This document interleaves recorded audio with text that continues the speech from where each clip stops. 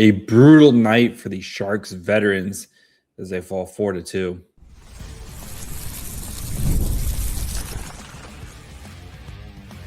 You're Locked On Sharks, your daily podcast on the San Jose Sharks, part of the Locked On Podcast Network, your team every day. Hello, welcome to Locked On Sharks, the premier hockey podcast covering your favorite team in the Bay Area. My name is JD Young. I've been covering the Sharks since 2018, the caretaker at the Reef, and also the co-host of Locked On NHL. I want to thank you for making Locked On Sharks your first listen. Proudly part of the Locked On Network, the #1 sports podcast network, where we cover your team every day. And if you want to be an everydayer, all you have to do is just follow along wherever you get podcasts. And of course, you can watch on YouTube as well. And today we're going to be breaking down the Sharks' 4-2 loss to the Detroit Red Wings, a game where the veterans did not look good as the Sharks struggle in their own zone. They struggle in the neutral zone, and they struggled in the offensive zone as well. But other than that, how was the game, Mrs. Lincoln? So we're going to talk about that. We're going to talk about some positives as Sam Dickinson continues to grow and looks like he's ready to take on more responsibilities. Will Smith is back and doing Will Smith things, and Yaroslav Askarov looks like he might be rounding back into form. Plus, we'll dig into the numbers of this game. So before we get to all that, do want to let you guys know that today's episode is brought to you by Game Time. Download the Game Time app, create an account, and use code LOCKEDONNHL for $20 off your first purchase. I think disappointed. I'm not mad. I'm just disappointed. I think is the best way to start with this because you played a really good game yesterday, and yes, I know the Caps kind of made it interesting, but you really had kind of the pulse of that game, right? And the Sharks controlled that game for a majority of that game. And you're feeling really good about that game. You're playing against this Red Wings team, which is a good Red Wings team, but it's not some juggernaut team. And I know it's the second night of a back-to-back, and I know that's a long trip from DC to Detroit, right? But just it's not that they played bad; it's who played bad, right? And it's mostly the veterans tonight, and that's what's the frustrating part. Because Will Smith was back and Will Smith did cool stuff. I'll talk about Will Smith more later. Celebrini looked like Macklin Celebrini. Sam Dick, you got a lot of positive plays from your young kids, but the veterans tonight were just a mess. And it was just simple, a lot of sloppy plays and turnovers and just putting the puck in the wrong spot and not being able to receive passes and just simple play and some bad luck. I'm looking at you, Alex Wennberg, and your sticks, but just a tough night from the veterans. And that's, I think, the disappointing part. Where, if the Sharks played bad and it was Graf has a bad game and Chernyshov has a rough game or Smith has looks rusty, you could excuse that because these are, these young guys. But when it's your veterans, that that's the frustrating part. That's where it's super frustrating from, at least from my perspective. And I don't even know where to start with a veteran. I guess we have to start with Klingberg. John Klingberg tonight was just brutal tonight. Huge turnover that led to the game-winning goal for Detroit. He had two big turnovers that led to goals. One where he just throws the puck in the neutral zone and to a wide open Marco Kasper, Kasper makes a great move, and Misa's doing his best to try to kind of back check on that play. But then Klingberg just pylon right there. And then coming up later where John, in the beginning of the second period, right, beginning of the third period, you kill the PK and just you feel like, okay, we can start to maybe get something going here. And Klingberg just like falls down, gives up just a bad turnover there that leads to Dylan Larkin kind of jamming it in there. Credit to Askarov. Askarov almost saved that, was like this close to saving that goal. But just a night of just turnovers and kind of just everything being a little bit off for Klingberg. And he just doesn't have, one, the mobility, or two, the foot speed to make up for some of those decisions and those turnovers. So, and again, it wasn't just John Klingberg. There was plenty of blame to go around. I think after we, talked about the praise of earlier this week of Alex Wennberg and how he's been playing, tough night for Wennberg tonight. Again, I know you're 6 snaps, and that's not your fault sometimes, but just everything kind of felt off, and he felt like he was fighting the puck tonight, and just was not a clean Wennberg game that we've kind of come to know for Alex Wennberg, and what to expect, and why he's been such a positive force for the Sharks. He had a rough night. Toffoli, I thought, had a rough night. It's just a lot of the mainstays, these veteran guys that you look to kind of be your leaders and to help your young kids pull the rope, just didn't kind of stand up to the task tonight. And it felt like Detroit, they outplayed San Jose and they took advantage of their opportunities, but it feels, if the veterans just play better tonight, we're talking about a win, because of the way the Sharks were getting quality opportunities tonight. And Ryan Warsofsky is doing everything he can to try to jumpstart this offense with the line changes and stuff. But it just really felt like a tough night for San Jose. And I think the second period really highlights it, where they just spent basically the entire period in their own zone there. And it was everybody, right? It was every line was getting hemmed in that in the second period, right? It wasn't just one, but the second period where you're giving up shot attempt, you give up almost 10 more shot attempts.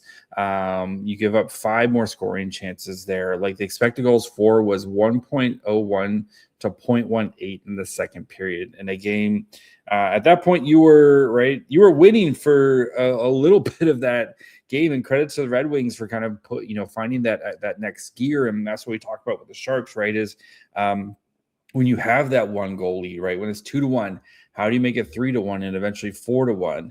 And instead of just kind of sitting on your hands, and that's what really happened, was after Graf scored that goal, which was a nice feed from Nicoletti, things I've never said in my life, but you just felt like you were on your heels, and the Sharks just had no answer for Detroit there.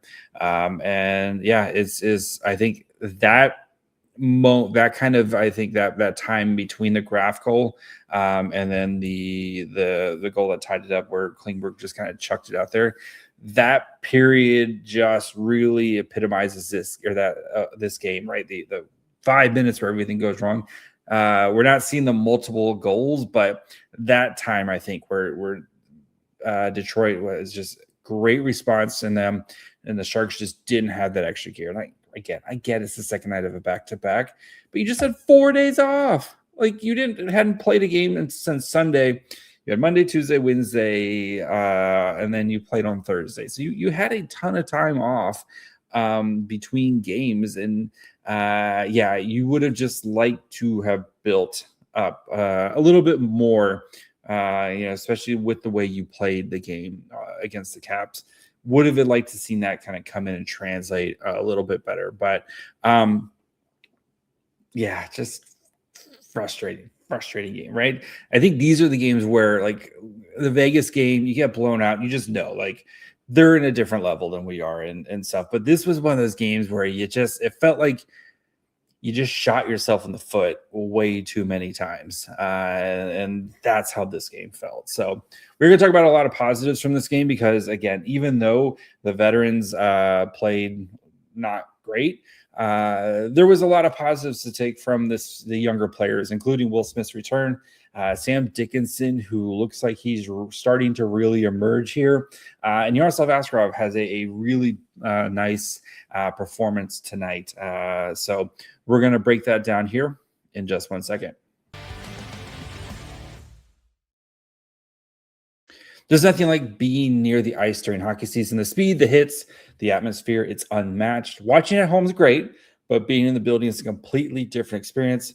The only thing that really gets in the way is actually just getting tickets. Long queues, endless screens, and prices changing at checkout. That's why the Game Time app gives the advantage back to fans. It's a hack for unlocking amazing NHL tickets and experiences in just a few taps. The great thing about the app is, one, it's super easy to use. Browsing, comparing, buying tickets takes just a couple minutes. I really like the views from your seat. I know the tank, no bad views in the seat, but sometimes when you go to different arenas, right, you're on the road, you want to see what it looks like before you get in there. Great to know exactly what your seats are going to look like. And the zone deals are clutch. You can choose a section. Game Time picks the seats. You can save even more. So take the guesswork out of buying NHL tickets with Game Time. Download the Game Time app, create an account, and use code LOCKEDONNHL for $20 off your first purchase. Terms apply. Again, create an account and redeem code LOCKEDONNHL, LOCKEDONNHL, for $20 off. All right. Do want to, of course, thank you for making a Locked On Sharks your first listen of the day. And thank you for making Locked On the #1 sports podcast network. If you haven't already, you got to go check out the All Access Everydayer Club. One, you get ad-free episodes of Locked On Sharks compatible with Apple, Spotify, and every major podcast app. You also get an invite to a super cool Locked On Everydayer Club Discord server, which includes a group chat just for listeners of this show. It's fun. It's really nice. We chill. We talk about Sharks, and it's a great time. Special all-access episodes of Locked On Sharks, plus other stuff we just can't really do on the podcast. So go to lockedonsharks.supercast or tap the link in the show notes to learn more. So, positives from this game, because there was actually, like, as frustrating as this game was, there was a lot of great things to take away from this game. Number one, Will Smith is back and showed no rust at all, which is what you love to see. And Ryan Warsofsky did not hold back with Will Smith, who played 21-10 tonight. The only forward who played more was Macklin Celebrini. He played 21-14. And we know Celebrini likes to extend some of those shifts. But that is great to see from Will Smith, right? How is usage going to be? How many shifts is he going to get? Are they going to kind of monitor the ice time? Nope, throw him in the deep end, and he goes out and he scores. And even the goal that he scores, I think, showed that whatever, shoulder injury, he's over it, because no fear crashing into the net there, right? You always kind of wonder with either that first hit or that first kind of bump or whatever it is, just that kind of psychological of, okay, like just making sure you trust your shoulder or whatever injury. We've talked to Eklund about this once he hurt his shoulder. Just kind of that first time you take a hit, just kind of getting over it. Good to see, right, where it looks like Will Smith is like 100%. And, like the Sharks did a really good job of kind of navigating this time without Smith, right? If Smith missed 13 games, they went 8-5 in that time. Like, if you had told me when Will Smith got hurt that you're going to go 8-5 during that time, you're going to take that every day and twice on Sunday. So Will Smith returning and giving Celebrini his running mate back. Celebrini was superhuman at times during Smith's absence, but I think it's just going to help the Sharks here to just be, one, a more balanced team, and two, to have more of that firepower, because the Sharks need Will Smith if they want to do anything. The Sharks need Will Smith to be at the top of his game. I think it was a good sign that he showed up tonight and was just right back to being Will Smith and no rust at all. So Sam Dickinson. Interesting about Sam Dickinson tonight, who has, I think, was one of the more noticeable defensemen for San Jose tonight. 21:42 of time on ice. Led all defensemen and all skaters with that time. Had an assist, just basically handing the puck to Nick Leddy, who, again, Nick Leddy, very nice play on the Colin Graf assist there, on the Colin Graf goal. But just you're starting to see Dickinson, the confidence grow, and he's going to have some fumbles. He's going to have, like, that's part of being a 19-year-old defenseman, is you're going to make those little mistakes. But he's going to be on the precipice of starting to get more on his plate, right? We've seen him playing on the PK, and he's done a really good job on that. We've seen him, like, I thought it was interesting when the Sharks needed more offense at the end, they put him and Klingberg together out there. And we've seen that a couple times this season when you're kind of pushing for that tying goal. But he's getting to the point where you're going to have to, I think the foundation has been laid with Dickinson. I think you can feel really good about his progress, especially from the beginning of the year to now, right? Where we don't even really spend too much time talking about Dickinson because we kind of know what to expect from him. But I think tonight, and you've kind of seen this building up over the last couple games here, I think going to be starting to kind of carve out a couple more minutes here and there, right? And kind of getting to that 18 to 20 minutes, which is where I think that's where you want Dickinson by the end of the season, right? He's playing those 18 to 20 minutes a night and playing them well, right? You could just throw out a guy. I mean, we saw John Klingberg play 20 minutes tonight, and it wasn't great, right? You want him earning those 18 to 20 minutes a night and doing well with those. So I think this was just another one of those games where you're just a nice kind of building block games for Dickinson, where I want to see him on the power play. I want to see him on the power play at some point, even if it's power play 2, right? 40 seconds on power play 2, it gives a little bit of extra juice out there for a team. I think right now you're trying to squeeze as much juice out as you can. I'd like to see Dickinson get that opportunity. Maybe they have to wait till Klingberg gets traded or whatever, or who knows what the Sharks are going to do going into this trade deadline. Like, your guess is as good as mine what this team is going to do. But I think that is going to be very interesting for San Jose. And when now they've been kind of drip feeding Dickinson, does he start to get a little bit more now? So, and then other positive, I think Yaroslav Askarov tonight was absolutely outstanding. The only reason his save percentage wasn't better is because he just didn't face as many shots as you would kind of expect, especially the way the Red Wings played. Right, he only faced 24 shots and he had 21 saves, 3 goals allowed, but 4.17 expected goals against, 875 save percentage with a 3.12 goals against average, 7 of 9 high danger, 4 of 5 mid danger, and 10 of 10 low danger saves. Askarov was great tonight.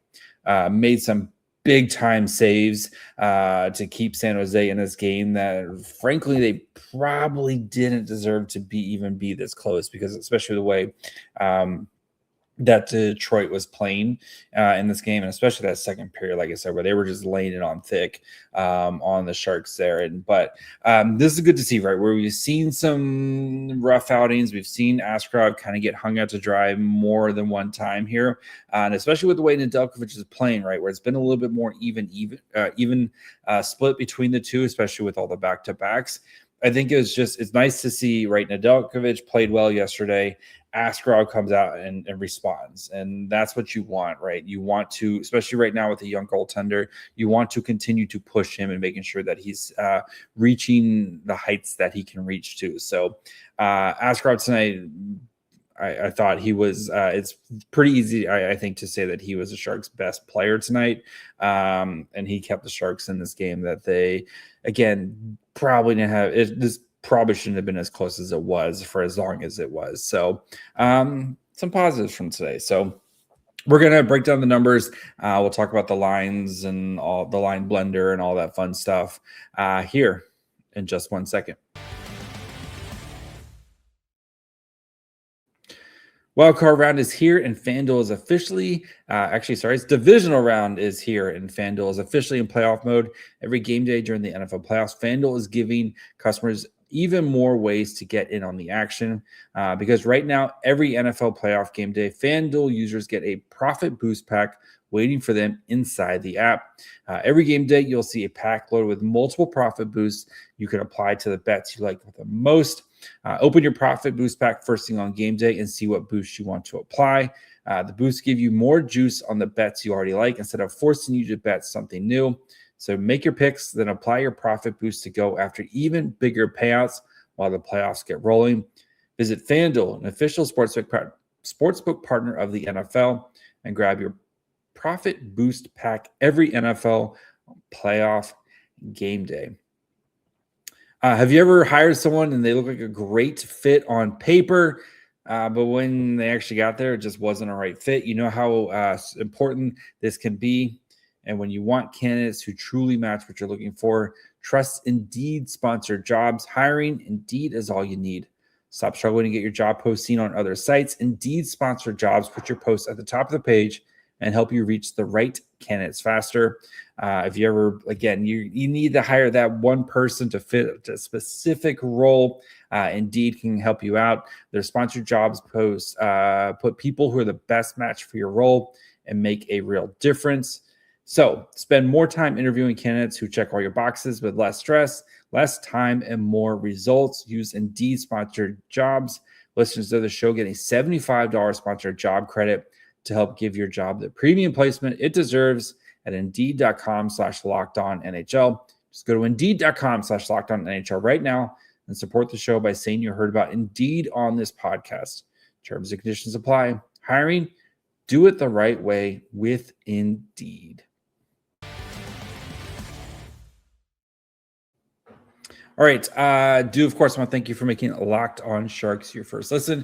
Again, if you haven't yet, go check out the Everydayer Club, ad-free episodes, a bunch of cool stuff over there. So, all right.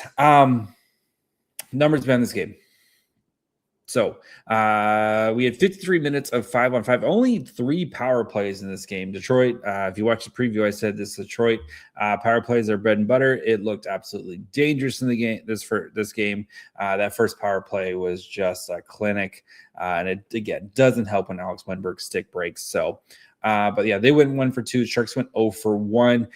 Since the 4 power play goals against the Stars, Sharks power play has gone over. So, and just keep an eye on that with San Jose here, what they do to try to fix that. So, but 56-39 shot attempts in favor of the Red Wings, 58.9 to 41.1. Corsi Ford, of course, in favor of the Red Wings.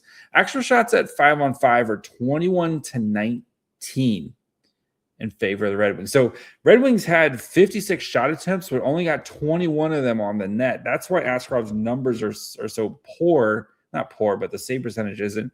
The Sharks had 39, and they got 21 of them, actually, or 19 on net. So they were basically like half of the Sharks' shots got on net, while it was almost like a third of the Red Wings shots got on net. So interesting there. The Sharks, right? Quality over quantity has always been the name of their game.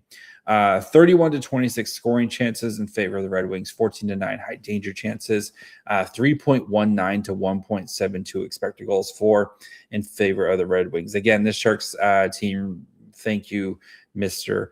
Askarov, as he played very well tonight. So lines are a mess because of the blender, and rightfully so.